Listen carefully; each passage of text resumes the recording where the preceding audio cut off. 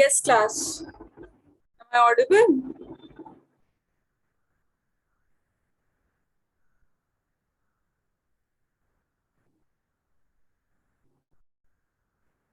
Darshan, Rifat, Sahal, Wafia, Zaid.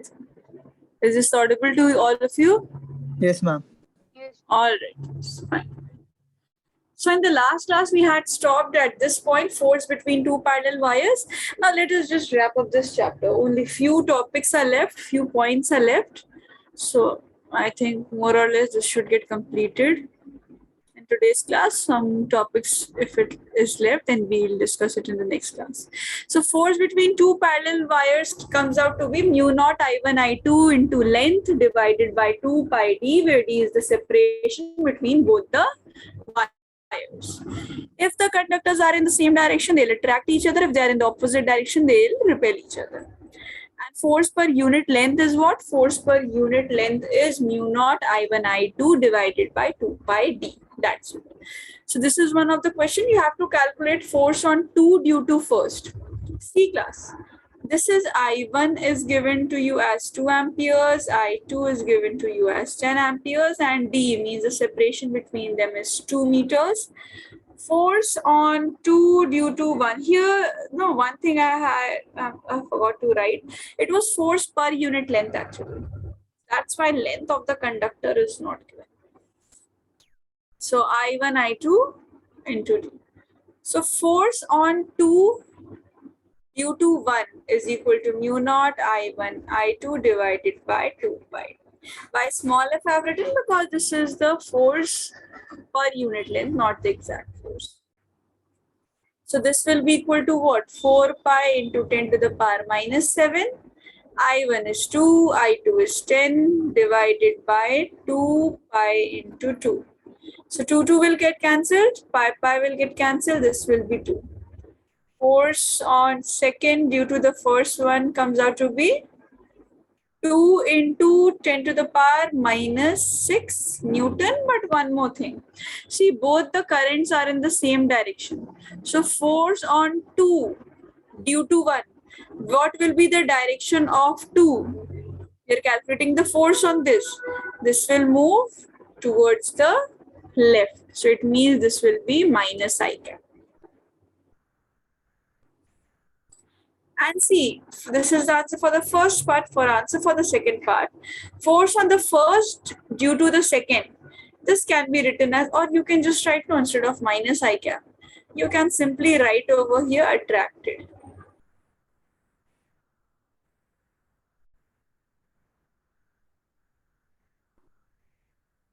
Because both of them will attract each other. I have told you in the last class that F12 is equal to minus of F21. So F12 will be minus 2 into 10 to the power minus 6 Newton attractive force will occur.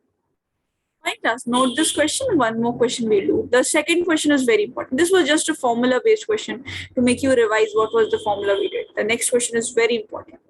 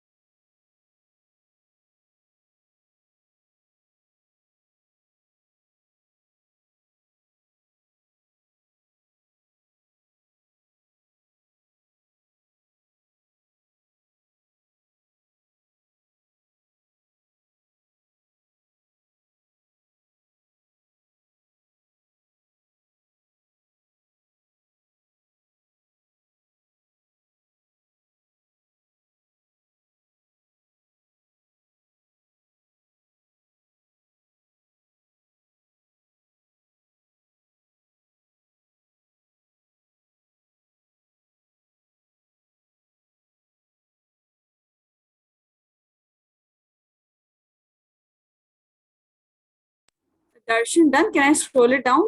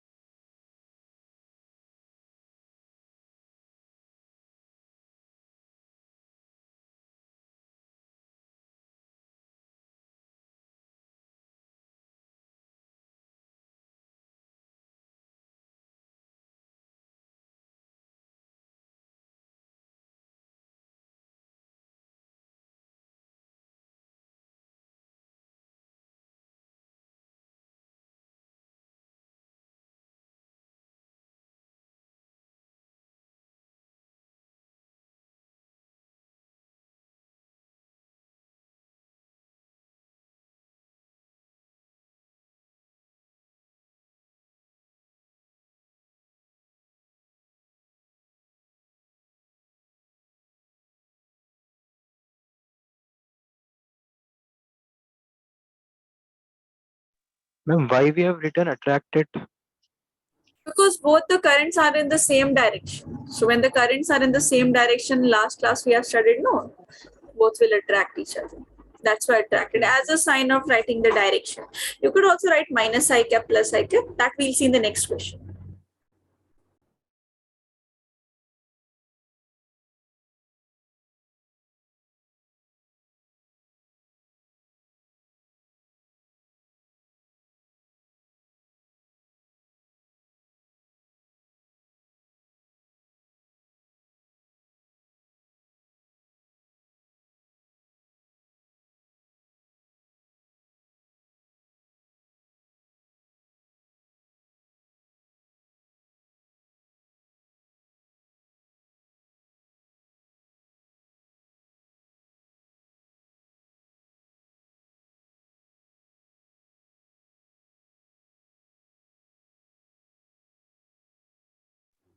See class, here the question is you have to calculate the force on the coil due to the long conductors. Not conductors, conductor, the single conductor. So in this coil, I1 current is flowing. So let's name it A, B, C, D.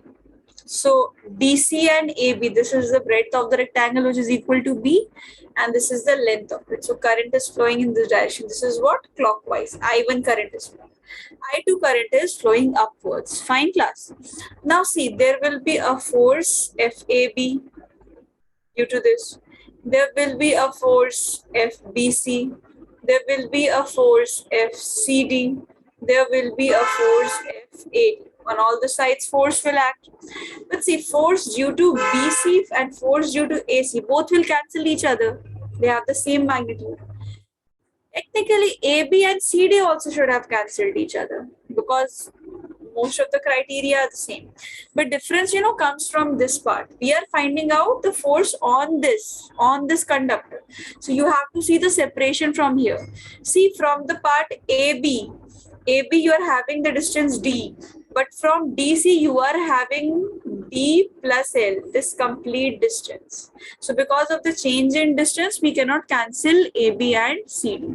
FBC and FAD will cancel each other. So length is given, we can calculate force only, no need to calculate force per unit. So FAB will be what? Mu naught. See, current over here, current in this loop is I1, which is flowing in this. This becomes I1. Second current is what? Second current is the second current in the conductor. This is I2. Length. Length means length of this. What is the length of this? This is the breadth of the rectangle B given. This will also be B divided by 2 pi, separation between them, I2 and I1. Separation between them is D. And this will get attracted towards it. This will be attracted towards it. So I'll write the sign as minus I cap. This is FA. regarding FCD, mu naught.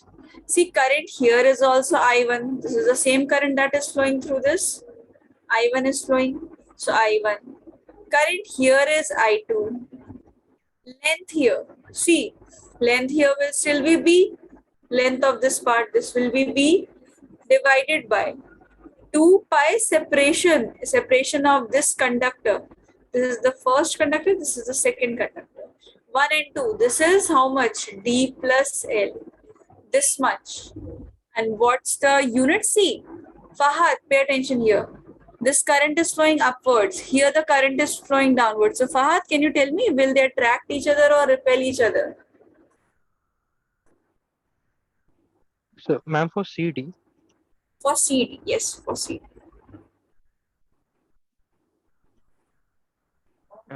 it repels. It will repel exactly because they are in the opposite direction. Yeah. So this will be I cap and Newton you can add. Now the answer will be what? See, as I've told you, F DC and FAD, whatever is the magnitude of it, whatever is the magnitude, answer will be, see, they will cancel each other. Separation is also same, length is also same, everything remains the same. Here the difference arise in the direction of the current as well as the main thing that arises was due to this D plus L and small d. So your answer will be what? Your answer will be this only. Just add them. So your net answer will be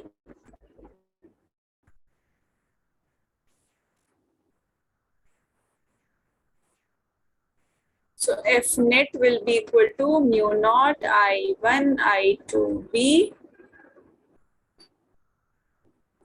2 pi D minus I cap plus mu naught I1 I2B divided by 2 pi D plus L I cap. This much Newtons is your resultant force. Fine class, quickly note it down. This was it. These two questions were left from the previous class.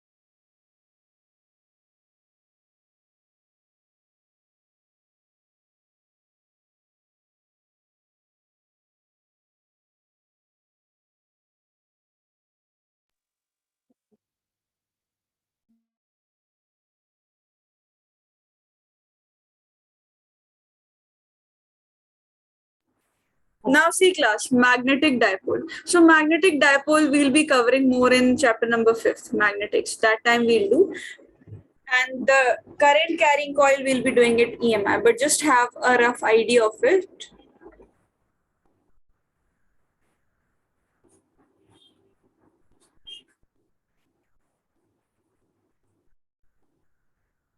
Current carrying circular coil. Now for current carrying coil, you have to sometimes predict the polarity and sometimes you have to predict the direction. So there's a technique by which you can predict.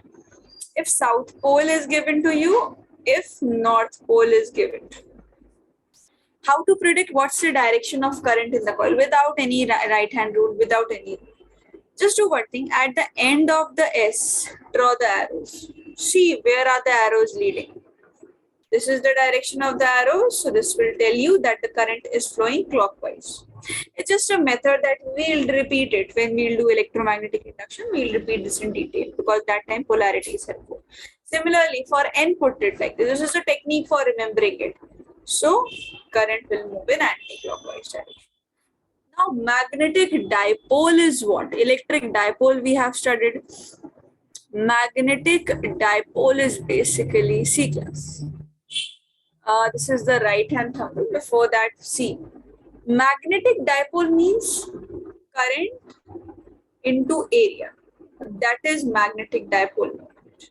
Or if n number of turns are there, n is the number of turns, then you write magnetic dipole moment as n into I. This is it, how much you have to remember for this lesson. Just in case if any topic comes from here. Otherwise, we'll do it again. As I've told you, we'll do it in chapter 5 again. Most probably, we should be able to complete maximum portion of this lesson today only. It should be the last class for this lesson. Now the direction. Curl your fingers along the sense of current. Thumb gives the direction of magnetic dipole moment. This we have already discussed. Curl your fingers along the sense of current. If it is clockwise, thumb gives you direction of it. If it's clockwise, when you curl it, it can be anti-clockwise. When you curl it, it can be in any plane. This we have already discussed. I've just written for as a reminder for all of you. So direction is what? For magnetic dipole moment, it's the same as that of magnetic field for a circular coil. Whatever was the direction now for a magnetic field for a circular coil, that exactly is the direction of magnetic dipole moment. Papers I have not checked. Your papers I haven't checked. I'll show you in the next class. I have not checked your papers. So right hand thumb rule is what? Right hand thumb rule says curl your fingers along the sense of current. Thumb gives the direction of magnetic dipole. Nothing new in this. It's just as a reminder I've written whatever direction of magnetic field was there for a circle. That you have to do. See, for example, in this question, radius of this circle is 1. Magnetic dipole moment says NIA. So number of turns is 100. Current that is flowing through the circle is 2. Area will be what? Pi into r square. R is 1. So magnetic dipole moment becomes 200 pi. Now the unit, current is ampere and this is what? Area is meter square. So this becomes ampere meter square. Now if you curl your fingers along the direction, so if you curl your fingers clockwise, thumb will go inwards. So you can even write minus k cap additional to this. Now this part I have done, second part all of you will tell me. First note down all these points. When you will reach that portion no, while writing, then tell me the answer for that part. It's a very short topic in this lesson. Chapter 4, this is a very short topic.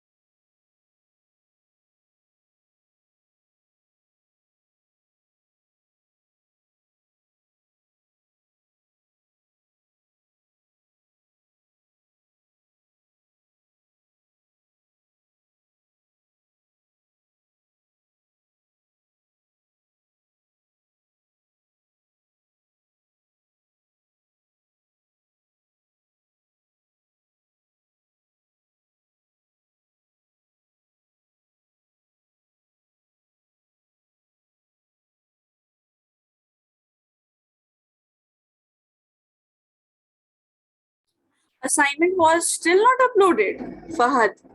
Last topic, force between two parallel conductors or force for a current carrying conductor. There wasn't any assignment till now. No, sir. So no, ma'am. All right, fine. I'll just ask to the team about it. There was an assignment.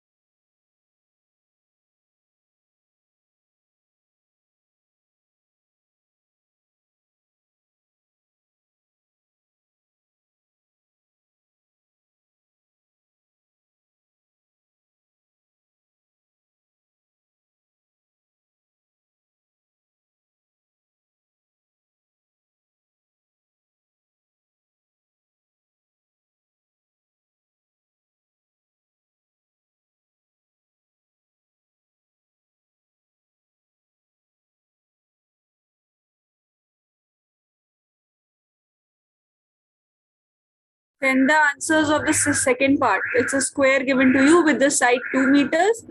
Current is still 2 ampere. Number of turns is 100. Tell me along with the direction. K cap, minus K cap, I cap, J cap, inwards, outwards, in whichever manner. Magnetic dipole moment.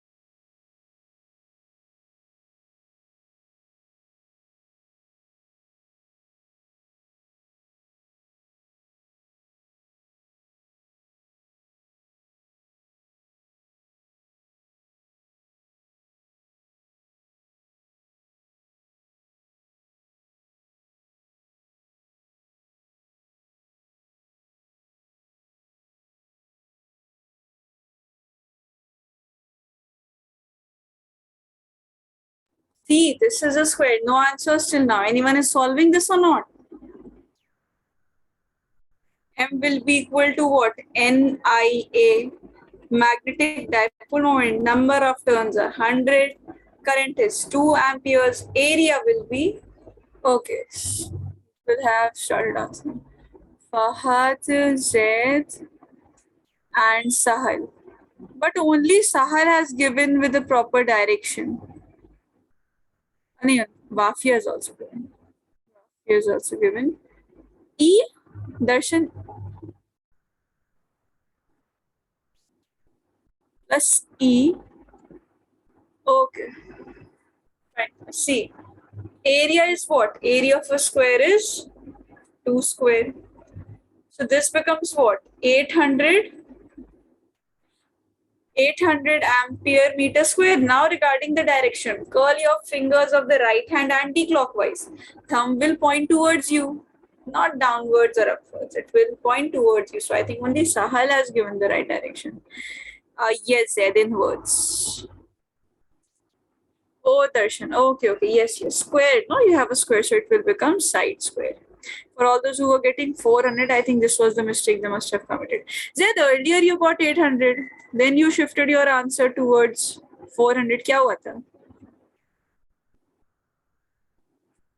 Sahal has given plus K cap.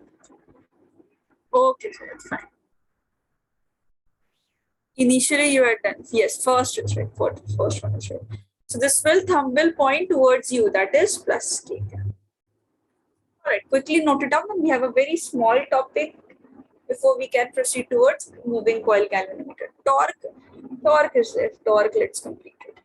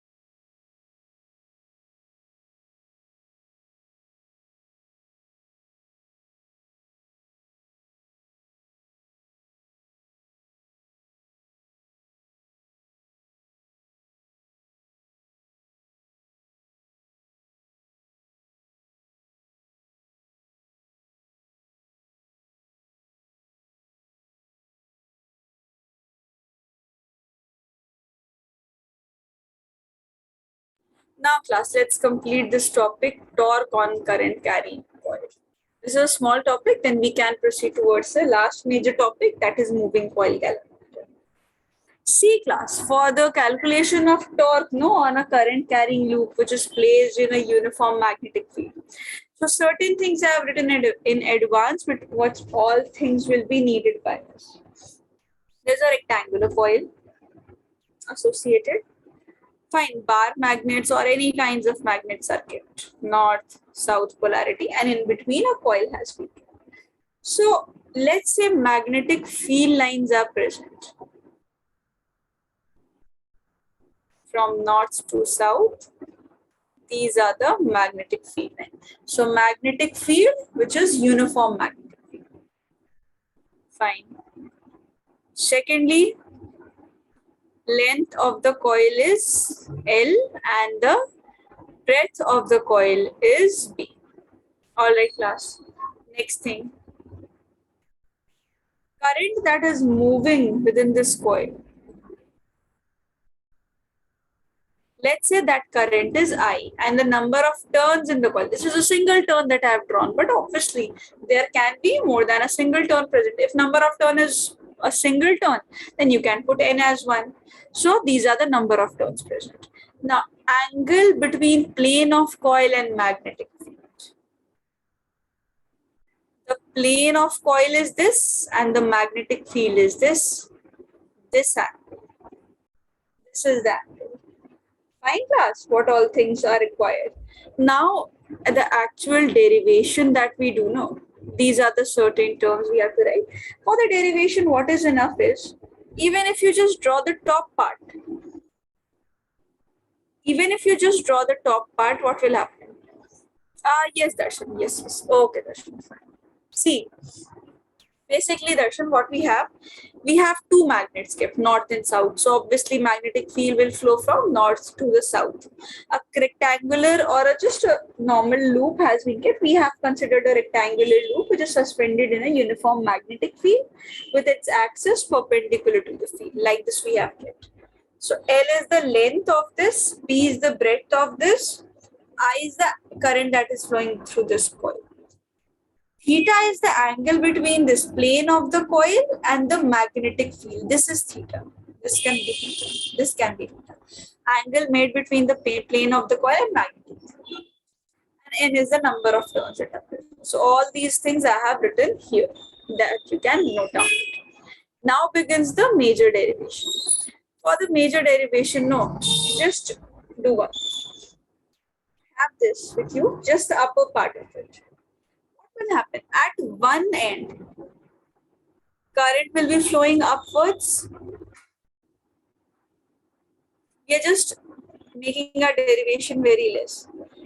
At the second part, current will be flowing downwards. Obviously, this is how current travels, no, within a loop. Like this, it flows. So this is upward one, this is downwards one. At one end, we have to.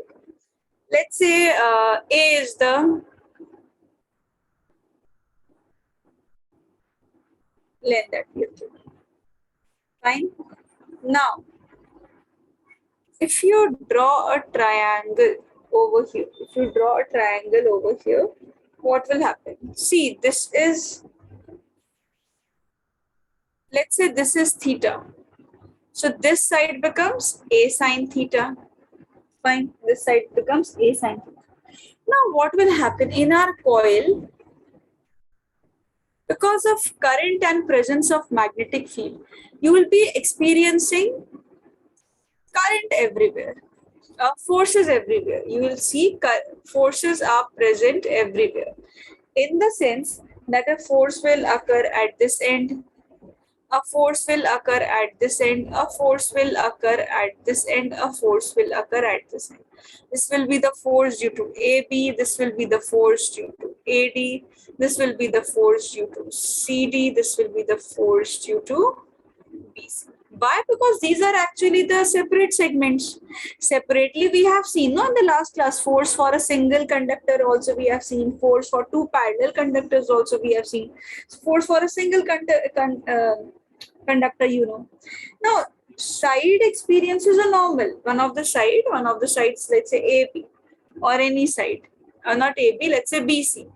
This experiences inward force, which is equal to what? These forces are actually equal to what? BIL. That's the only what we had studied. Force for on a current carrying conductor. C class. यहाँ पे देखो. Force came out to be what? IL cross B. F came out to be BIL. This was what? This was the force on a current carrying conductor in a magnetic field. We have all those only. It's just that we have them in the combination here with all of these. So force will actually be equal to what? Force will actually be equal to BIL only. Fine. It will be equal to BIL only. This will be the force. And here the radius is what? This is a perpendicular that I have drawn. That is equal to A sine theta. Now, if you write the formula of torque is actually R cross F or RF sine theta. Not even RF sine theta. No need to even write RF sine theta because sine theta will ultimately come on itself. So here what will happen? Torque will be equal to A sine theta. Force will be equal to BIL. Fine, L or B, whatever you can do. From here, if you write, this is what? From here you can write I L. This is ILB. B is the magnetic field. And A. A was actually what? It was the breadth only. You can write it as B sine theta. Just a second.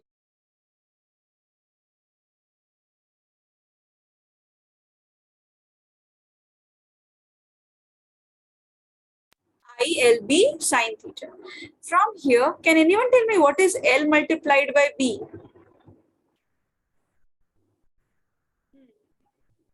L multiplied by B. Length, Area. area. Exactly. Length multiplied by breadth will give you area. So this ultimately comes out to be what? This is AI. Area is AIB sine theta, where A is the area.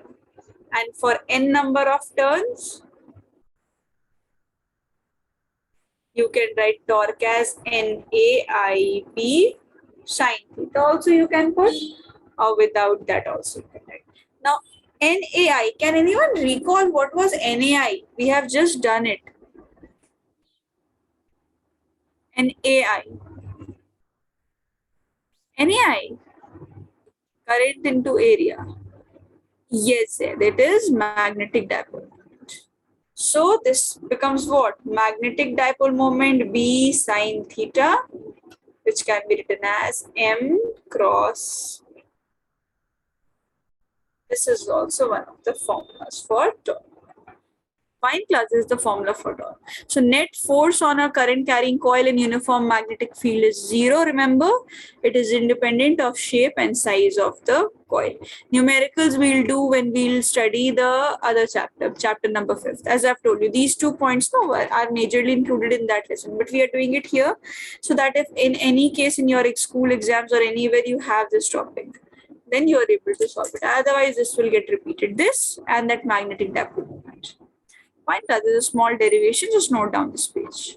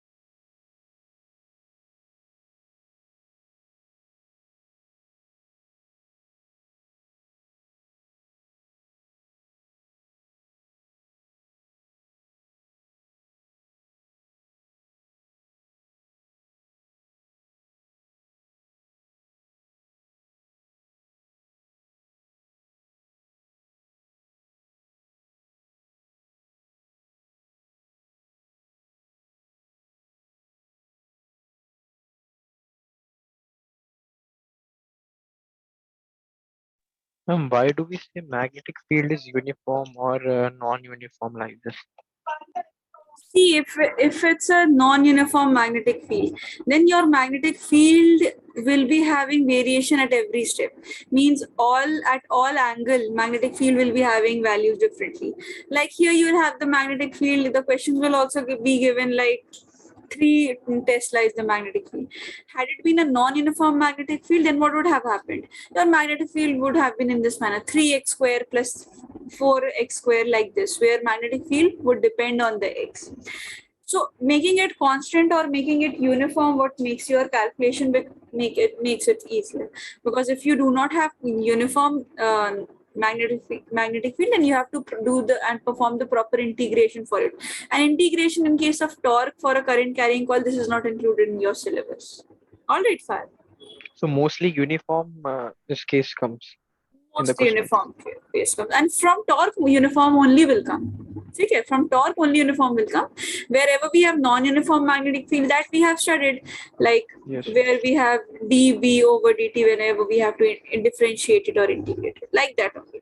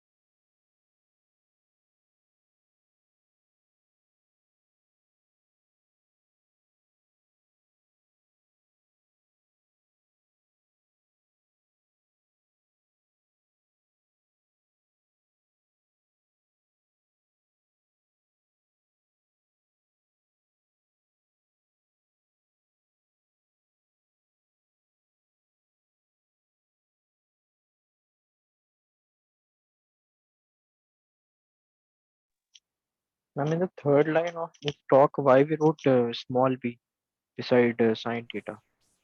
Actually, this A that I have written, no, A sine theta, that is not A, that is B. At that time, just to explain, I had written it randomly. Because what is the breadth? Breadth, I have taken it as B. So the perpendicular at the end of it will also be B. So this is actually B sine theta only. Just make it B. That time to explain, I used a random variable. Then after that, I realized that I had already taken the variable. So that's why I just make it as B. So here A sine theta, we have B sine theta. All right, Fahad. Yes, ma'am. Got it.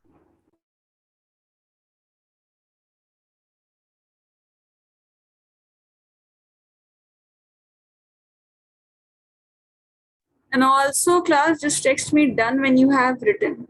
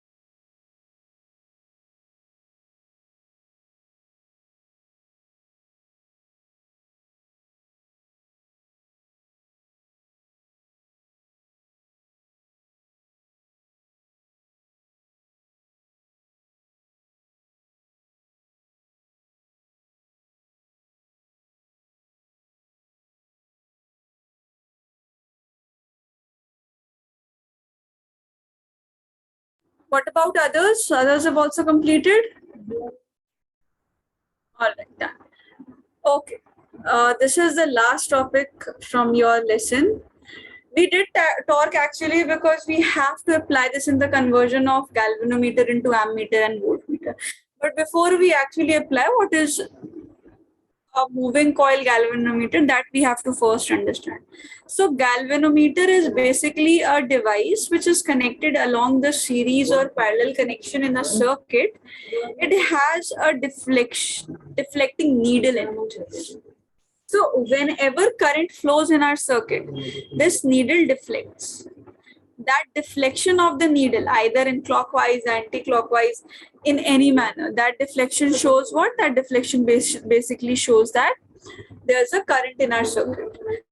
So moving coil galvanometer is what? It's a device which is used to detect current. That's what I've written. Moving coil means because in the construction also I'll tell you why it is called a moving coil galvanometer. Galvanometer, we use it in common terms, but you can call it as a moving coil galvanometer. Now the principle of it. Principle is simple. See, whenever it says what I've written, a current carrying coil is placed in a magnetic field, experiences a current dependent torque, which tends to rotate the coil and produces angular deflection. What is meant by this? For understanding the principle, let us first see the construction of it. In case of a moving coil galvanometer, basically we have concave shape like these. We have magnets, bar magnets. See, not bar magnets, sorry, major big magnets are there. So you are aware of already there are different kinds of magnets present. Horseshoe magnet are there, which is U-shaped magnet. Bar magnet is there, which is a straight complete magnet. So similarly, two concave shaped cut magnets are present. Fine. In between these, there is a presence of an iron core. This is the presence of iron core over here. All right, class. And this iron core, this is wrapped. This is just soft iron core present, and it is wrapped with the help of aluminium or copper wire. Basically, springs are there. It is wrapped around like this. Completely it is wrapped. Fine. Now, because of these concave surfaces, the magnetic fields that occur are in the radial direction. Because these are concave surfaces, so the magnetic field that occurs, these are in the radial directions like these. This is the direction of the magnetic field that occurs. And on the center also, there is a spring that is fixed and pivoted. Spring that is kept, a complete spring. Now, above all these, there is a scale. Scale is kept with certain measurements. Scale is kept. And with the help of on this spring, a needle is attached. So basically, this is the needle that moves. This is the pointer that moves, which we are able to observe. You are just from the outside are able to observe a machine that has readings and markings on it with a needle that is deflecting. But behind it, all these things are working. So what are the things that are involved over here? You have a scale with you. This is a pointer that is present. These are permanent magnets. This is soft iron core.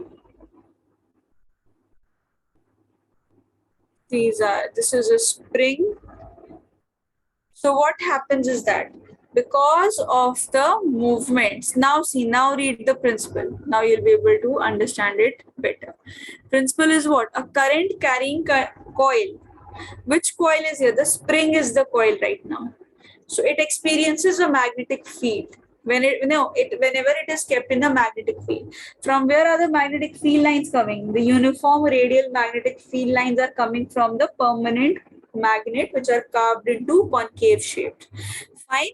It experiences a current dependent torque. What happens is that because of these radial magnetic field lines, there is a torque that is experienced by the spring. And obviously, whenever torque comes to torque is rotational analog of force. So if torque is present anywhere, it will tend to rotate the thing. What is the thing that is kept along with the spring? It's the pointer. So as current comes, see magnetic field lines, these make the torque come. Current makes the magnetic field. Current carrying conductor makes the magnetic field, is the source of magnetic field. This makes the torque. Torque rotates the coil and the pointer moves. So as the current will come, again the same thing happen. Magnetic field lines will come, spring will move, experience torque, pointer will move. And that's how we see that current we are able to observe. A light aluminium pointer is attached to the coil to measure the deflection on the scale, on a substitute scale. All right, this is what is. And just remember one speciality about these fields these are uniform but radial magnetic fields. radial magnetic field. This is the construction of a moving coil galvanometer. Now, regarding the current sensitivity and all, before we start with anything, see, the principle is saying what? The principle is basically saying that whatever is the torque experienced, whatever is the torque experienced by the whatever is the deflecting torque experienced by the coil. There's a deflecting torque experienced by the coil that we have seen right now, due to which the coil actually rotates. This is equal to the restoring torque. Restoring torque is what? In your oscillations lesson in your class 11th, you must have studied restoring torque, restoring forces in before damped oscillation and undamped oscillation and all these things. Yeah, you must have studied restoring torque is actually equal to minus k theta, where theta is the angular displacement. Similarly, deflecting torque also you have considered. This is the restoring. Deflecting right now we have studied. That was NAIB. So both these are equal. Ignore the negative sign. Negative sign you must have studied, and if you do not remember, I'm telling you. Negative sign simply shows that the direction of the restoring torque is directed towards the mean position. So need not remember that. K is not a spring constant here. We call it as a torsion constant this time. So restoring torque is equal to the deflecting torque. K theta is equal to NAIB. From here, theta is equal to what? Theta will be equal to NAIB divided by K. This is the angular deflection that has occurred in the coil. N is the number of turns. A is area, I is current, B is magnetic field. K is what? K is a constant. Torsion constant, because torsion means a force when two things are moving in a spring-like manner. That we call as torsion. The term comes, and torsion is basically used for spring. So this is known as what? This is known as the torsion constant. All right, class. Now there comes a term known as sensitivity of galvanometer. Sensitivity of galvanometer also exists. So a galvanometer, regarding this is the sensitivity of a galvanometer.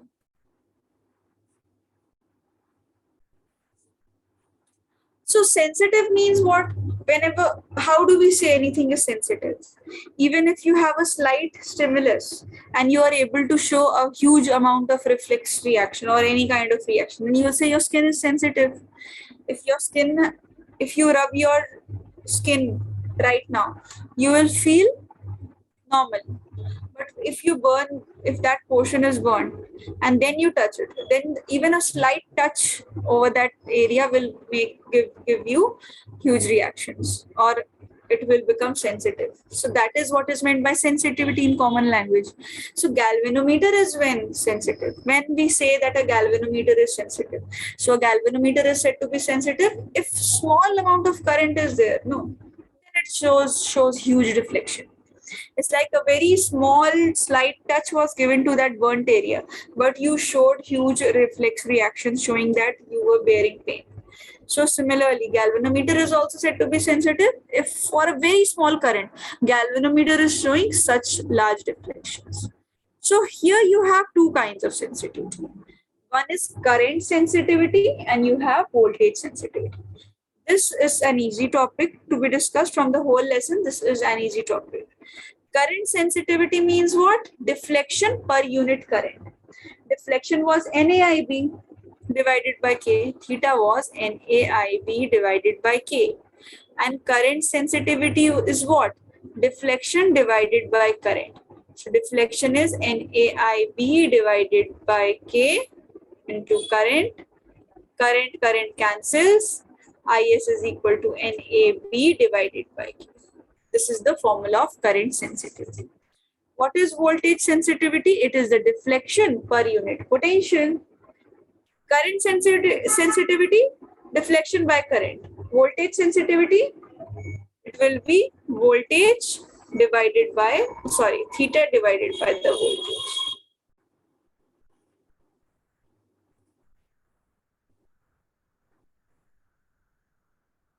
it will be theta divided by the voltage.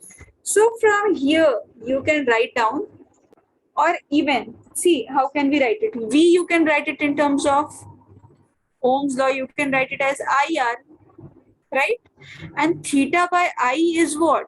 Theta by I was the current sensitivity. So it's current sensitivity divided by resistance. So current sensitivity was NAP divided by K, and resistance is R. So this becomes voltage sensitivity. When the circuit is showing sensitivity towards current, we call it current sensitivity. And when the galvanometer produces deflection produced in the galvanometer is for a unit potential difference applied across its end, we call it as voltage sensitivity. Some factors you can also see: current sensitivity depends upon the number of turns, area, magnetic field. Potential also depends on the same thing: number of turns, area, magnetic field. Fine class. So this is what is about moving coil galvanometer. What do you have to remember? Definition is easy. It's used to detect current. Principle, you have to remember that current carrying coil is placed in a magnetic field, experiences current dependent torque, which tends to rotate the coil and produces angular deflection. Construction, you have to remember. You can explain it in your words. Then what is theta? Theta is the deflection. Theta is basically the deflection that is occurring because of the pointer. Sensitivity of the galvanometer are of two types: current sensitivity and voltage. Write down till here first.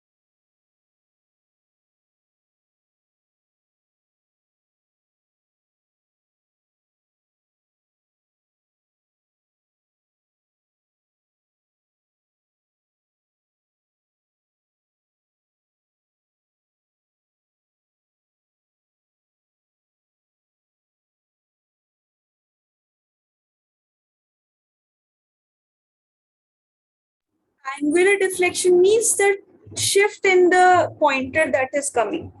See, the angular displacement that you've studied. Like if the pointer was initially at this position, then because of detection of current, pointer has moved over here. So this change that has occurred, this is known as angular deflection. Clear?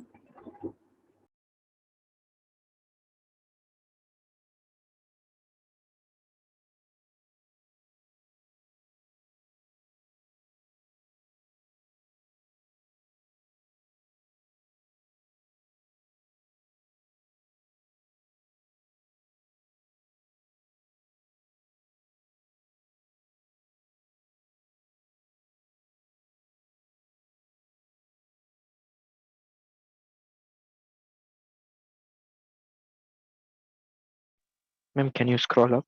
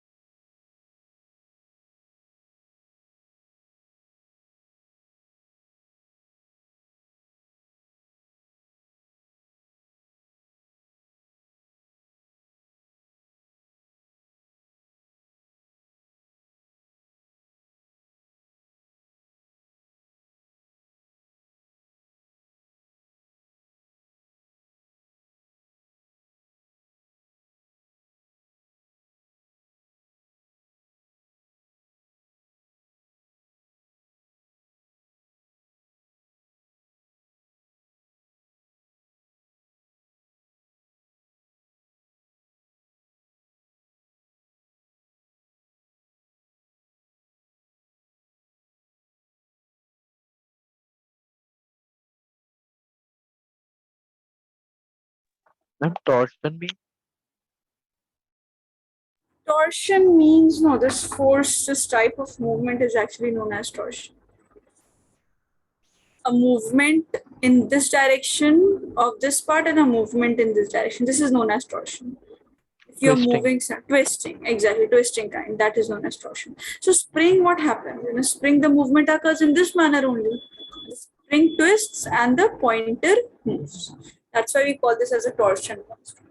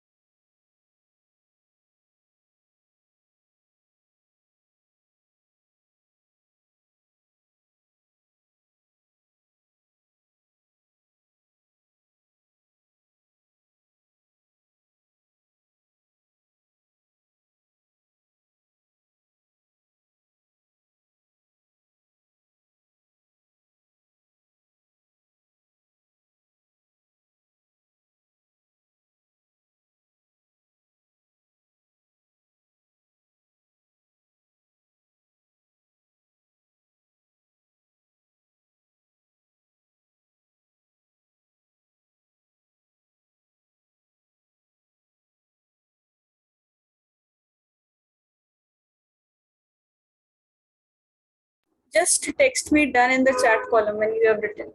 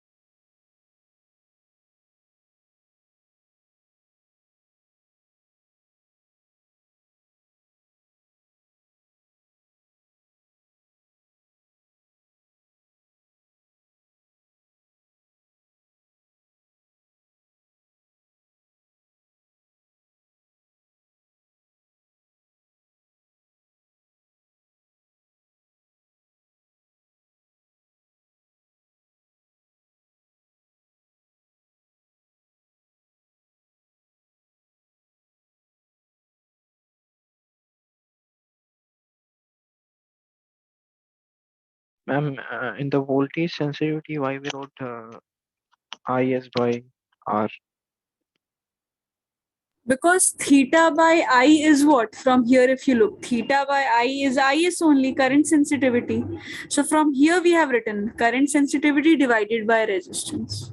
Okay, Got it? instead of that, we wrote like that. Yes, yes. You can directly even skip this step. Done. We are done. What about others? Done? Done, ma'am. Yes, ma'am, done. All right, class, and I'll stop here. A very small topic means we have to convert galvanometer into ammeter and voltmeter. That is left. So half an hour, 40 minutes it will take on Tuesday, and we'll start with the next chapter. All right, class. Take care. Goodbye. Thank you. Allah Hafiz. Allah Hafiz, ma'am.